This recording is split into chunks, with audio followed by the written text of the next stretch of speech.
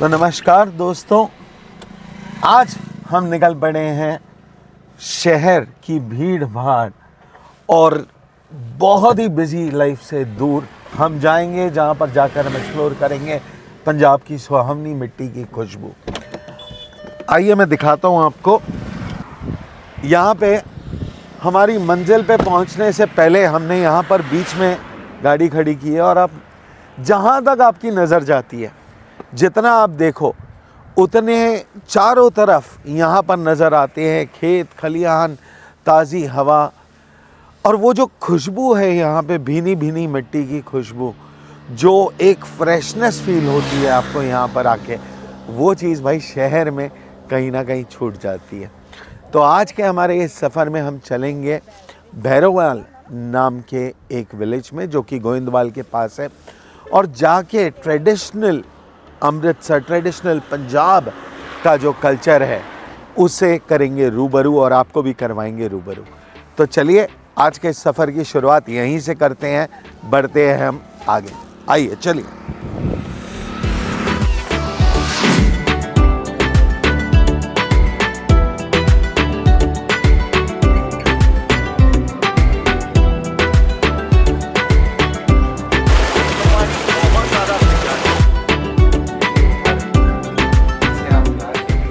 दर्शकों, जैसा कि मैंने आपको बताया था राह में कि हम निकल पड़े हैं अपनी मिट्टी के पास, एक ऐसी जगह पर जहां पर शांति, अमन, सुकून सारी चीज़ें आज भी मौजूद है। हम इस समय खड़े हैं भैरोवाल नाम के एक विलेज में और ये हमारी खुशनसीबी है कि यहाँ पर आके हमारी मुलाकात यहाँ पे नानक जी से हुई और साथ में हीरा जी से हुई।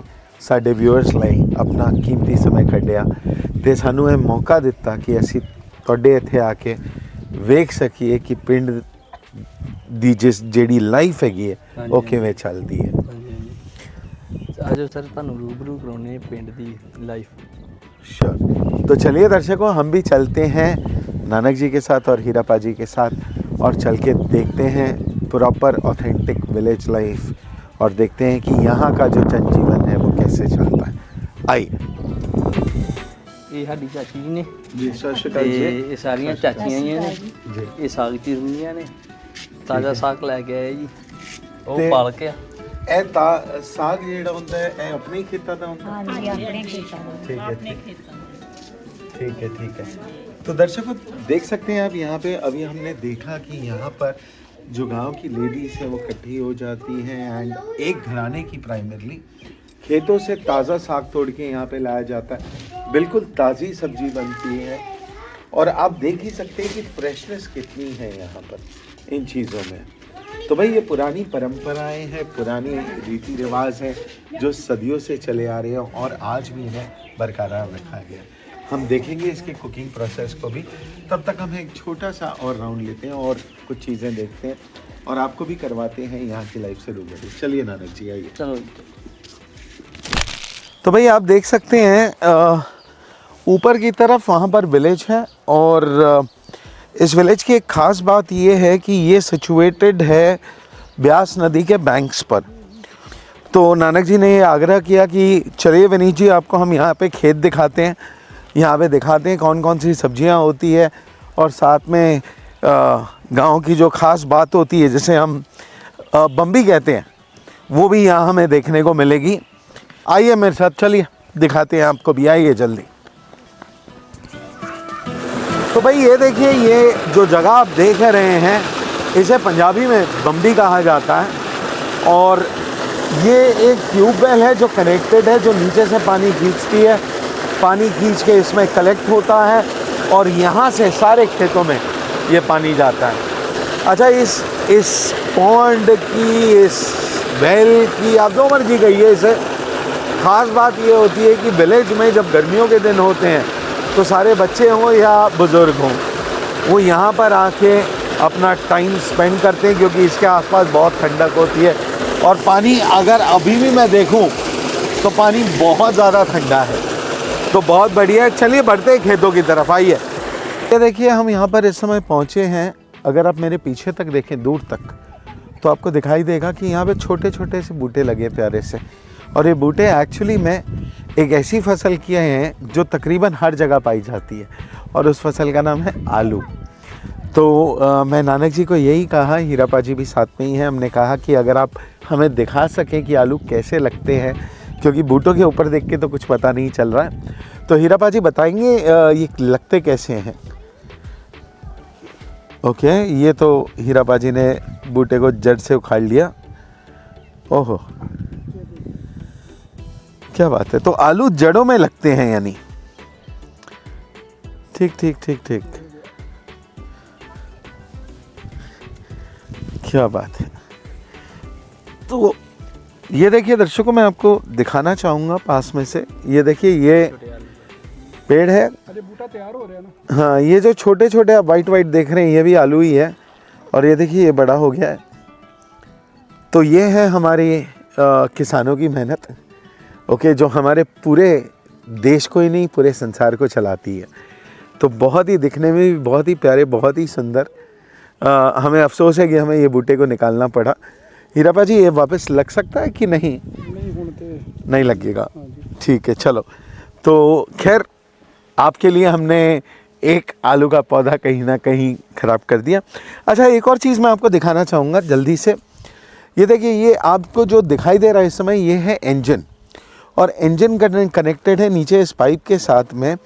ये है पुराने ज़माने की बम्बी, जिसे हम कहते हैं। तो पानी सप्लाई करने के लिए ये एक और टेक्निक होती थी। ये जो है, ये डीजल से चलती है। तो इंजन को ऑन कर दिया जाता है और वो रोटर नीचे मोटर को घुमाती है, जिसकी वजह से पानी निकलता है और वो पानी आगे खेतों में सप्लाई होता है। हम बढ़ रहे हैं दूसरी तरफ, आइए मेरे साथ, जहाँ पे हमें नानक जी ने बताया कि और भी यहाँ पे काफ़ी सारे बूटे लगे हुए हैं। तो ये देखिए, यहाँ पे हमें दिख रहे हैं ये जो छोटे बूटे हैं। ये मैं आपको एक ब्रेक करके दिखाता हूँ। ये देखिए, ये मटर की फसल है। इस समय पूरी तरह तैयार नहीं हुए हैं, ओके, बट प्रोसेस जारी है। कुछ ही समय में, कितने दिनों तक ये तैयार हो जाएगी सर फसल? 2 महीने तक। 2 महीने तक। तो आने वाले 2 महीनों में ये मटर पूरी तरह तैयार हो जाएंगे और मार्केट में कंजम्पशन के लिए अवेलेबल होंगे। साथ ही साथ जो साग हमने देखा था पहले, वो साग इसी खेत से आया था। ये देखिए, ये सरों के साग के बूटे लगे हुए हैं यहाँ पे, ये देखिए। सो हमने यहाँ पर देखे, ये देखिए, ये तीनों चीज़ें मैंने एक तरह से बोलते हैं ना, एक मेमोरी के नाम पे, एक सुवेनियर की तरीके मैंने ले लिया है। एक ये आलू है जो खेतों से ताज़ा ताज़ा हमने निकाला। ये मटर हमें देखने यहाँ मिला, और ये ताज़ा हरा सरसों का साग। अगर हम आगे खेतों में बढ़े तो यहाँ पर आपको कॉलीफ्लावर यानी कि फूल गोभी भी देखने मिलेगी, बट देन फ़िलहाल हम उसे स्किप कर देंगे, बिकॉज ऑब्वियसली खेत है और खेतों में बूटे लगे हैं। हम फ़िलहाल चलेंगे वापस से नानक जी के घर पर, जहाँ पर साग हमारा इंतज़ार कर रहा है। तो चलते हैं और देखें वो साग कौन सी हमें कहानी सुनाता है। चलिए आइए। ਆ ਵੇਖੋ ਸਰ, ਸਾਡਾ ਆ ਗਿਆ ਚੁੱਲ੍ਹਾ हाँ, ਬਾਲਤਾ, ਇਹਨੂੰ ਚੌਂਕਾ ਕਹਿੰਦੇ ਨੇ। ठीक है। ਠੀਕ ਹੈ, ਇੱਥੇ ਹੁਣ ਆਪਾਂ ਧਰਾਂਗੇ ਸਾਗ। अच्छा, ਹਾਂਜੀ। तो दर्शकों, ये बताया अभी नानक जी ने कि ट्रेडिशनल लैंग्वेज में इस जगह को हम कहते हैं चौंका। और आप देख सकते हैं यहाँ पे ये चूल्हा बना हुआ है, मिट्टी का चूल्हा है, जिसके अंदर जिसे हम पाथिया कहते हैं, यानी गाय के गोबर को सुखाकर ये पाथिया बनती है, उसे लकड़ के साथ रखा गया है। और इसके ऊपर बनाया जाएगा ट्रेडिशनल तरीके से बिल्कुल सरसों का साग। तो मुझे दिख रहा है यहाँ से आंटी आ रहे हैं अभी, ये देखिए साग लेके। तो ये क्या बात है, ये देखिए, ये चढ़ा दिया गया है साग। अगर मैं दिखाऊं आपको इसके अंदर, तो ये देखिए, इसके अंदर साग खौलता पड़ा है, बॉईल हो रहा है, और ट्रेडिशनल चूल्हे पे बन रहा है। तो भाई इसका जो टेस्ट होगा उसके तो क्या कहने। तो खैर, इसे बनने देते हैं, तब तक हम देखते हैं और सारी चीज़ें यहाँ पर। आइए।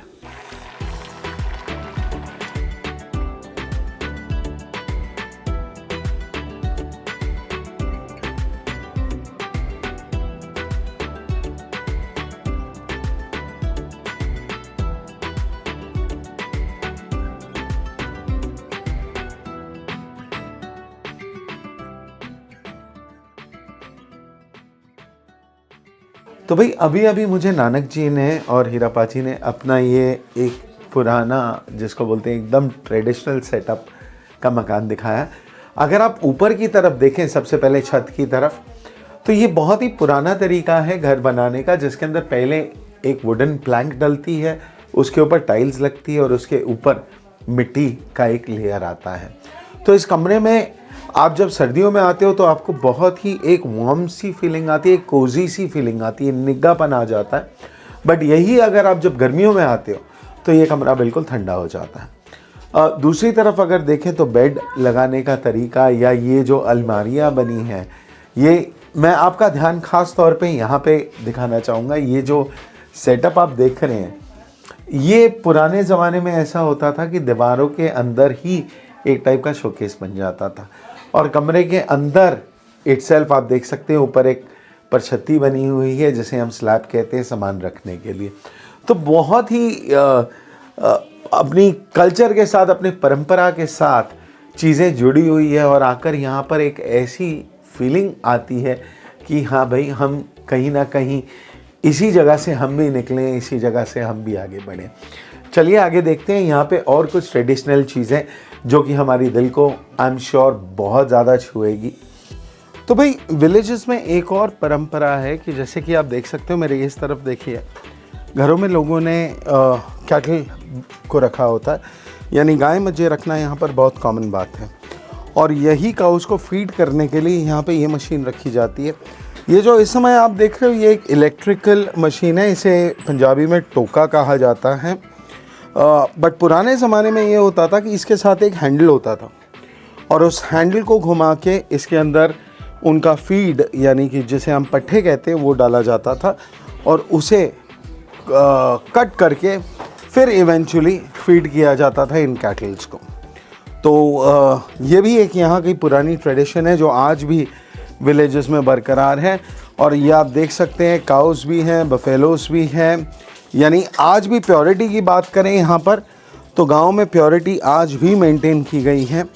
और चलिए बढ़ते हैं आगे।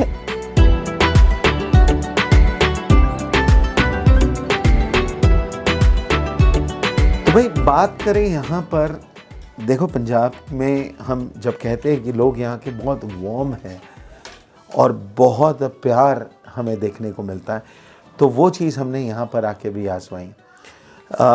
हम यहाँ पर आए थे गांव का ट्रेडिशन देखने, कल्चर देखने, वो चीज़ें देखने के लिए जो शहर पे आमतौर पे नहीं देखने मिलती है। बट ये नानक जी का प्यार है कि नानक जी ने हमें यहाँ बिठा लिया। उन्होंने कहा कि नहीं सर, हम आपको खाना खाने बगैर नहीं जाने देंगे। तो बस खाना लग चुका है। खाने को ऑब्वियसली हम इवैल्यूएशन मोड में तो आज बिल्कुल नहीं जा सकते क्योंकि ये घर का खाना है, बट इसकी लुक से ही आप समझ गए होंगे कि कितना स्वादिष्ट है। हाँ, एक चीज़ मैं आपको ज़रूर दिखाना चाहूँगा, जो सरसों का साग हमने बनते हुए देखा था, ये देखिए, this is how it is. और अगर मैं आपको दिखाऊँ, ये देखिए, ये ऊपर, इसे आप प्यार कह लीजिए या फिर देसी घी कह लीजिए, मर्जी आपकी है। बट हाँ, इसी से बनता है यहाँ पर स्वाद।